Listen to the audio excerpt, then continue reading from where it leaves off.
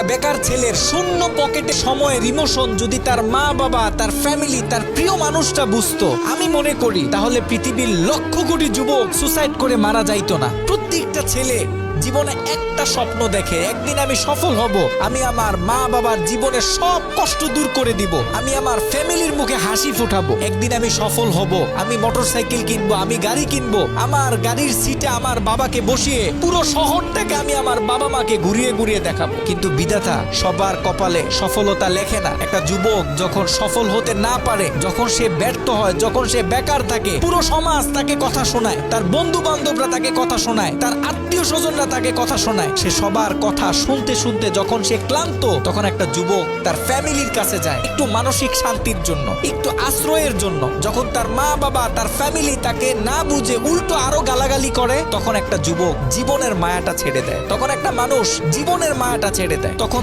তার কাছে এই পৃথিবীতে বেঁচে থাকাটা মূল্যহীন মনে হয়। প্রত্যেকটা বাবাকে বলবো, আপনার ছেলে যখন অসফল, আপনার ছেলে যখন বেকার, সবার মতো আপনি তাকে কথা শোনায়েন না, কারণ আপনার ছেলের আপনি ছাড়া তো কেউ নাই। আপনার ছেলেকে বুকে টেনে নেন, তার খারাপ সময়ে তাকে সাপোর্ট করেন, দেখবেন আপনার ছেলে জীবনে এমন কিছু করবে যেটা আপনি কখনো কল্পনাও করতে পারেন নাই। প্রত্যেকটা মানুষের ভিতরে প্রতিভা লুকানো থাকে, প্রত্যেকটা মানুষই পারে এই যুগ জমানা পাল্টে দিতে। আপনি তাকে গালাগালি না করে, আপনি তাকে অতিরিক্ত শাসন না করে, তাকে মোটিভেশন দিন, দেখবেন সে জীবনে অনেক ভালো কিছু করবে।